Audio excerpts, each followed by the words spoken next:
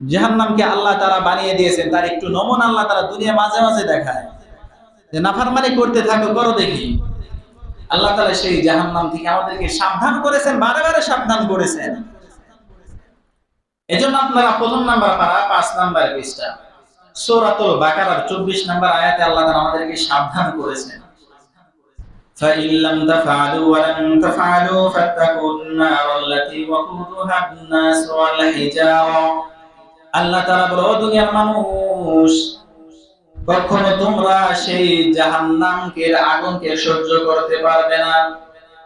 فَإِن لَّمْ تَفْعَلُوا وَلَن تَفْعَلُوا فَاتَّقُوا النَّارَ الَّتِي আল্লাহ তাআলা সমস্ত মানুষদেরকে আল্লাহ তাআলা বলেন, তোমরা সেই আগুনকে ভয় করো, সেই আগুনকে ভয় করো যে আগুনের লাকড়ি হবে মানুষ এবং পাথর।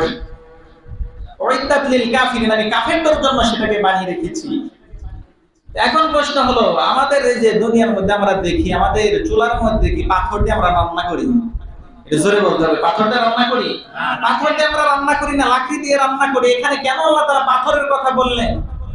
যে জাহান্নামের লাকড়ি হবে মানুষ এবং পাথর, তো পাথরের কথা কেন বলেছেন আল্লাহ তাআলা তাফসীরের কিতাবের মধ্যে রেখে? তৎকালীন যুগে মানুষগুলো পাথর দিয়ে মূর্তি বানাইতো, পাথর দিয়ে মূর্তি বানায় বানায় তারা এই পাথরের মূর্তিকে তারা ভক্তি দিত, তারা সেজদা করত, পাথরের মূর্তির ইবাদত করত। বর্তমানে পাথরের মূর্তির ইবাদত করে না, মুসলমানগণ জিন্দা মানুষের ইবাদত করে। ঠিক কিনা একটু জোরে বলে? জিন্দা মানুষের ইবাদত করে, জিন্দা মানুষের পায়ে যা সেজদা দেয়। এর থেকে বড় আহাম্মক মনে হয় পৃথিবীতে কেউ নাই। আর তুমি যে মানুষ, আমিও সেই মানুষ। তো তৎকালীন যুগে তারা পাথরকে তারা সেজদা করত, পাথরের ইবাদত করত, মূর্তি বানায়া বানায়া। তো আল্লাহ তাআলা জাহান্নামের মধ্যে ওই মানুষদেরকেও দিবে, পাথরদেরকেও দিবে। আল্লাহ তাআলা এটা বোঝায় দিবে যখন মাবুদ আর আবেদকে একসাথে জাহান্নামে দিব। আমি আপনাদেরকে বোঝানোর জন্য বলি, কোন দুইজন ছাত্র যদি পরীক্ষার হলে মনে করেন একজনেরটা দেখে আর একজন পরীক্ষা দিতেছে, একজনেরটা দেখে আর একজন লিখতেছে, এই অবস্থায় যদি দুইজনই ফেল করে, যে দেখে লিখছে সে চিন্তা করবে ওটা দেখে লেখার কারণে আমি ফেল গেলাম। নিজের মেধাটা যদি একটু চিন্তা করে লিখতাম তাও মনে হয় একটু পাস করতাম। ঠিক এটাকে বলে? তো এই অবস্থা আল্লাহ তাআলা এটা বোঝানোর জন্য দিবে যে হায় হায়, যার ইবাদত করছি ও জাহান্নামী আর আমি ওর ইবাদত কইরাও জাহান্নামী, তাহলে কি হলো? আফসোস আরো বেশি হবে। এই আফসোস বেশি বানানোর কারণে আল্লাহ তাআলা মানুষ এবং জাহান্নামকে আল্লাহ তাআলা জাহান্নামের লাকড়ি বানায় দিবেন। এই জন্য আল্লাহ রাব্বুল আলামিন বলেন, যখন থেকে আল্লাহ রাব্বুল আলামিন বলেছেন এই মানুষ এবং পাথরকে আমি জাহান্নামের আগুন বানাবো, আল্লাহ রাব্বুল আলামিন বলেন এই ভয়ের কারণে কিছু পাথরগুলো আল্লাহ তাআলার ভয়ের কারণে ফেটে যায়, কিছু পাথরগুলো উপরে থেকে ভয়ের কারণে গড়ায়া গড়ায়া পড়ে, কিছু পাথরের মধ্যে থেকে কান্না করার কারণে পানি বের হয়। আমরা আজ দেখি বিভিন্ন ধরনের ঝর্ণা বের হয়, কিন্তু কেউ চিন্তা করি না ঝর্ণার পানি কোথা থেকে নির্গত হচ্ছে। ঠিক না বলেন? একজনও কি চিন্তা করছি ঝর্ণার পানিতে ইচ্ছা মতো শান্তি মতো গোসল করে? যে একজনও চিন্তা করি না ঝর্ণায় কোথা থেকে পানি আসলো। আমাদের এখান থেকে যদি পানি বের করতে হয় মোটর লাগায় এরপরে পানি বের করতে হয়। ঠিক না বলেন? এত উঁচা পাহাড়, বিশাল বিশাল পাহাড়, এই পাহাড়ের ভিতর পানি কোথা থেকে আসছে? ওখানে কি 2-4টা মেশিন লাগায় রাখছে? এটা তো চিন্তা করি না। এর কারণ হলো আল্লাহ বলেন পাথরগুলো পর্যন্ত তারা কান্নাকাটি করে যে আল্লাহ তাআলা না জেনে আমাকে জাহান্নামের ওই খড়ি বানায় দেয়। এই ভয়ের কারণে পাথরগুলো এতটাই কান্না করে, ওই পাথরে কান্না করার কারণে পাথর থেকে ঝর্ণা বের হয়ে যায়। তাহলে একটু চিন্তা করেন, সেই পাথর যদি এত কান্নাকাটি করতে পারে, আর আমি আপনি, তাহলে কি পরিমাণ কান্নাকাটি করা দরকার, কি পরিমাণ সেই আল্লাহ তাআলার কাছে ক্ষমা চাওয়া দরকার। সেই জাহান্নামটা আল্লাহ তাআলা কেমন বানিয়ে রেখেছেন, সেই জাহান্নামকে আল্লাহ তাআলা কি এর মাধ্যমে পরিপূর্ণ করে রেখেছেন। এই জাহান্নামের সাইজটা কত বড়, আকারটা কত বড়। হযরত আবু হুরায়রা রাদিয়াল্লাহু তাআলা আনহু বলেন, আমরা একদিন নবীজির সামনে আমরা বসা ছিলাম, হঠাৎ করে একটা বিকট একটা আওয়াজ হলো। এমন অবস্থায় নবীজি সাল্লাল্লাহু আলাইহি ওয়াসাল্লাম বললেন, তোমরা কি জানো এই বিকট শব্দটা কোথা থেকে আসলো? সাহাবায়ে কেরাম বললেন, আল্লাহ এবং তার রাসূল ভালো জানেন। নবীজি সাল্লাল্লাহু আলাইহি ওয়াসাল্লাম বললেন, আজ থেকে 70 বছর পূর্বে জাহান্নামের উপর থেকে একটা পাথরকে আল্লাহ তাআলা নিক্ষেপ করেছিলেন। এই 70 বছর পরে আজ ওই পাথর জাহান্নামের তলদেশে নিম্ন দেশে যা পৌঁছে গিয়েছে। তাহলে আপনি একটু চিন্তা করেন, একটা পাথর, সামান্য একটা পাথর যদি উপর থেকে ফালা হয়, উপর থেকে যদি ফেলে দেওয়া হয়, সেটার নিচে কি আস্তে আস্তে যায়? এত স্পিডে যায়, তারপরেও 70 বছর যদি লাগে তার নিচ দিয়ে তলদেশে যাইতে, তাহলে চিন্তা করেন সেই পাথর ফালানোর গভীরতা যদি এত বড় হয়ে থাকে, তাহলে জাহান্নাম কত বড় গভীরতা। নবীজি সাল্লাল্লাহু আলাইহি ওয়াসাল্লাম হযরতে জিবরাইলকে বললেন, হযরতে জিবরাইল আলাইহিস সালামকে বললেন, ও জিবরাইল, তুমি আমাকে বলো জাহান্নামের আগুনের কি অবস্থা, জাহান্নামের আগুন দেখতে কেমন? হযরতে জিবরাইল আলাইহিস সালাম বললেন, ও আল্লাহর নবী, আমি আপনাকে একটু বলি, আপনি শুনেন, জাহান্নামের আগুনকে দীর্ঘ 1000 বছর পর্যন্ত তাপ দেওয়া হয়েছে। দীর্ঘ 1000 বছর পর্যন্ত তাকে তাপ দেওয়ার পরে ওই আগুনের কালারটা হয়ে গেছে, লাল হয়ে গিয়েছে। এরপরে আল্লাহ তাআলা আরো 1000 বছর ওই আগুনকে তাপ দেওয়ার পরে আগুনের কালারটা হয়ে গেছে সাদা। এরপরে আরো 1000 বছর যখন তাপ দেওয়া হয়েছে, ওই আগুনের কালারটা কালো হয়ে গিয়েছে। নবীজি সাল্লাল্লাহু আলাইহি ওয়াসাল্লাম বলেন, শোনো তোমরা, ওই জাহান্নামকে যদি সামান্য সুয়ের মাথা পরিমাণ যদি এরকম ফোঁটা করে দেওয়া হয়, দুনিয়ার মধ্যে যত মানুষ গাছপালা আছে সবগুলো পুড়ে ছারখার হয়ে যাবে।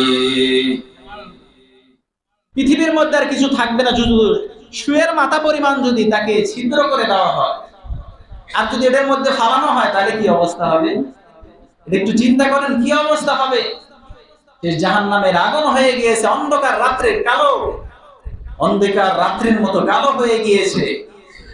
এই জন্য নবীজি সাল্লাল্লাহু আলাইহি ওয়াসাল্লাম সাহাবায়ে কেরামদেরকে বলেছেন, তোমরা যে আগুন জ্বালাও, রান্না করো, তোমরা যে আগুন ব্যবহার করো, জাহান্নামের আগুনের 70 ভাগের 1 ভাগ। এটা আপনি একটু চিন্তা করেন, আজকে একটু বাড়িতে একটু টেস্ট করেন। আমি এক সময় দেখেছিলাম মোমের মধ্যে একটু আগুনটা দেখি রাখা যায় কিনা, সামান্য সময় রাখতে পারি না। আপনি একটু টেস্ট করেন, চেক করেন। তো 70 ভাগের 1 ভাগ যদি আগুন, সে আগুনের মধ্যে আপনি হাতটা যদি 1 সেকেন্ডও না রাখতে পারেন, যেখানে 70 গুণ বেশি যে আগুন, তাহলে সেখানে কিভাবে থাকা হবে? সেখানে কিভাবে মানুষগুলো থাকবে? সেখানে কিভাবে থাকবে, এটা একটু চিন্তা করেন। এই জন্য আজ আমরা অনেক আলোচনা শুনি, সেই বয়ানও শুনি, জাহান্নামের কথাও শুনি, কিন্তু পরিবর্তন আমাদের মধ্যে নাই। কিন্তু একজন ফেরেশতা হযরতে মিকাঈল আলাইহিস সালাম, বিশাল বড় ফেরেশতা, জিবরাইলের সাথে মিকাঈল আসলেন। দেখেন নবীজি, দেখেন মিকাঈল হাসে না, তার সব সময় কান্নাকাটি করে। এমন অবস্থায় নবীজি সাল্লাল্লাহু আলাইহি ওয়াসাল্লাম জিবরাইলকে জিজ্ঞাসা করলেন, ভাই জিবরাইল, মিকাঈল কেন হাসে না, সব সময় কান্নার কারণ কি? জিবরাইল আলাইহিস সালাম বললেন, ও আল্লাহর নবী, মিকাঈলকে একদিন জাহান্নাম দেখানো হয়েছে। মিকাঈল যেদিন জাহান্নামকে দেখেছে, মিকাঈল জাহান্নামের আগুন দেখার পরে থেকে আজ পর্যন্ত আর কখনো হাসে না। সর্ব অবস্থায় কান্না করে আল্লাহ তাআলার কাছে দোয়া করে জাহান্নাম থেকে বাঁচার জন্য। ওই জাহান্নাম তো ফেরেশতার জন্য বানানো হয়েছে, নাকি বলেন? জাহান্নাম ফেরেশতাদের জন্য বানানো হয় নাই। তারপরেও মিকাঈল জাহান্নামের অবস্থা দেখার পরে, ভয়াবহ অবস্থা দেখার পর আর কখনো হাসে না। তাহলে একটু চিন্তা করেন, নবীদেরকে আল্লাহ তাআলা পৃথিবীর মধ্যে পাঠিয়েছিলেন, নবীদেরকে পাঠিয়ে দিয়েছিলেন। নবীদের খোদার কারণে কখনো তারা যন্ত্রণায় ছটফট করে নাই। নবীরা কখনো তারা টাকা পয়সার কারণে, দুনিয়াকে কামানোর কারণে তারা কষ্ট করে নাই। তারা পেরেশানি ছিল না, তাদের চিন্তা ছিল না। তাদের সামনে তো জান্নাত জাহান্নাম স্পষ্ট ছিল, তাদের সামনে জাহান্নাম পরিষ্কার ছিল। তারা জাহান্নামের অবস্থা তারা দেখতে পেরেছে, যার কারণে তাদের মধ্যে সর্বসময় এই চিন্তা করেছে কিভাবে উম্মতদেরকে জাহান্নাম থেকে বাঁচানো যায়, কিভাবে তার উম্মতদেরকে জাহান্নাম থেকে বাঁচানো যায়। জাহান্নামের মধ্যে যখন মানুষদেরকে দিবে, যখন তারা চিৎকার করবে, যখন তারা পানি পানি করে চিৎকার করবে, তাদেরকে গরম ফুটন্ত পানি দেওয়া হবে।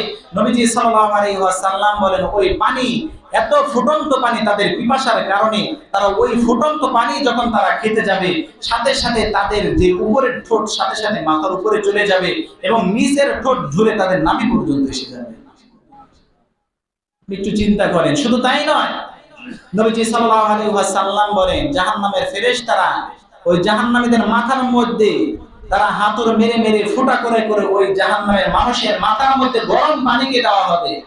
আর ওই গরম পানি মাথায় দিয়ে দেওয়া হবে। আল্লাহ তাআলা বলবে দুনিয়ার মধ্যে তোদেরকে কত সাবধান করেছে, ওই সময় তোরা এটা ফিরোজ নাই ওই গুনার কাছ থেকে, কত তোদেরকে বলেছে সুদের থেকে তোরা বিরত থাকতে, সুদ থেকে বিরত থাকো নাই, ঘুষ থেকে বিরত থাকো নাই, অন্যায় কখনো বাদ দাও নাই, গুনাহ খালি করেছো, আজ একটু মজাটা বুঝো। নবীজি সাল্লাল্লাহু আলাইহি ওয়াসাল্লাম বলেন যে মাথার মধ্যে যে পানি দেওয়া হবে, পেটের মধ্যে নারী বুড়ি যা আছে সবকিছু পিছনের রাস্তাটা সব বলে বের হয়ে যাবে। এরপরে মানুষগুলো মারা যাবে না, মানুষগুলো মারা যাবে না। আজ আমরা পৃথিবীর মধ্যে দেখি মানুষের যদি কারো যদি শরীরে আগুন লাগে, শুধুমাত্র চামড়া পোড়ার আগে মানুষের আত্মাটা বের হয়ে যায়, ঠিক না বলেন? মানুষের রূপটা বের হয়ে যায়, জামা কাপড়ে আগুন জ্বলে, চামড়া আগুন জ্বলার সাথে সাথে বের হয়ে যায়। কিন্তু নবীজি সাল্লাল্লাহু আলাইহি ওয়াসাল্লাম বলেন যে মানুষ তো মারা যাবে না, জাহান্নামে যাওয়ার পরে মারা যাবে না। আল্লাহ রাব্বুল আলামিন সূরাতুল হুমাযার মধ্যে এইজন্য বলেন আল্লাতী তাত্তালিউ আলাল আফইদা ইন্নাহা আলাইহিম মুসাদা ফি আমাদিন মুওয়াদ্দাদা। জাহান্নামের আগুনের কারণে মানুষ মারা যাবে না। দুনিয়ার মধ্যে তো মানুষের আগুন শরীরে লাগার সাথে সাথে মারা যায়, তাহলে জাহান্নামের মধ্যে মানুষের এই আগুনগুলো মানুষের কলিজা সহ পুড়িয়ে ফেলবে। শুধু তাই নয়, মানুষদেরকে বেঁধে রাখা হবে, শুধু ছোট ছোট এরকম না, মানুষের জন্য বিশাল বিশাল এক একটা করে এরকম স্তম্ভ খুঁটি বানানো হবে, সেই খুঁটির মধ্যে মানুষদেরকে বাঁধা হবে। আজ আমরা মনে করি যে দুনিয়ার মধ্যে ছোট মানুষ আছে, মনে হয় ওই সময় ছোট থাকবো না। নবীজি সাল্লাল্লাহু আলাইহি সাল্লাম বলেন জাহান্নামে এক একটা মানুষের দাঁতই হবে উহুদ পাহাড়ের সমান, এক একটা মানুষের দাঁত হবে উহুদ পাহাড়ের সমান। এক এক কাঁধে থেকে অন্য কাঁধের দূরত্ব হবে 3 দিনের রাস্তা। শুধু তাই নয়, মানুষের যে শরীরের মধ্যে চামড়া রয়েছে, এই চামড়াটা হবে 70 হাত পুর। এমনকি ওই চামড়া জাহান্নামের আগুনে পুরার পরে আল্লাহ তাআলা ওই আগুনের মধ্যে চামড়ার উপর দিয়ে আলকাতরা দিবে। এমনি তো আছে, এরপরে আলকাতরার প্রলেপ দিয়ে দিবে, সেটা তো পুরার পরে আল্লাহ তাআলা এরপরে আবার ওই চামড়াকে পাল্টায় আবার নতুন চামড়া দিয়ে দিবে, যাতে করে শাস্তি আরো দ্বিগুণ হতে থাকে। এজন্য একটু চিন্তা করার বিষয় ভাই, এখনো সময় আছে, এখনো সময় আছে। একটু চিন্তা করেন, জাহান্নাম নিঃশ্বাস ফেলানোর কারণে যদি এতটা গরম হয়, এতটা যদি প্রখর গরম হয়, তাহলে সেই জাহান্নামে যদি সরাসরি মানুষদেরকে দিয়ে দেয়, কি রকম অবস্থা হবে। এই জন্য আমাদের গুনাহের কারণে আল্লাহ তাআলার কাছে ক্ষমা চাইতে হবে। আল্লাহ তাআলার কাছে অবশ্যই আমরা ক্ষমা চাবো, না জানি আমার গুনাহের কারণে এই পরিস্থিতি হচ্ছে কিনা। ঠিক আছে ইনশাআল্লাহ? ইনশাআল্লাহ। আর সব সময় কমপক্ষে কয়দিনের হায়াতের জিন্দেগি, আমি তো মাঝে মাঝেই বলি, দুনিয়া টাকা পয়সা মুচির কাছে আছে, হিন্দুর কাছে আছে, বৌদ্ধের কাছে আছে, খ্রিস্টানের কাছে আছে, ঠিক না বলেন? টাকা পয়সা থাকলে সফলতা পাওয়া যায় না, সফল কাম হওয়া যায় না। আখিরাতে যারা সফল কাম তারাই প্রকৃত সফল কাম। এজন্য একটু চিন্তা করেন। এজন্য এখনো সময় আছে, ফিরে আসেন। যে জীবনে হায়াতের জিন্দেগি থাকা অবস্থায় ফিরে আসেন। মৃত্যুর যখন গড়গড় শুরু হয়ে যায়, আজরাইল আসার পরে তওবা যতই করে মানুষের কখনোই তওবা কবুল হয় না, সেটা কাজ হবে না। এইজন্য এখনো সময় আছে, আল্লাহ তাআলার কাছে আমরা তওবা করব, যাতে করে আমাদের জন্য রহমতের বৃষ্টির ব্যবস্থা করে দেয়। ঠিক আছে ইনশাআল্লাহ?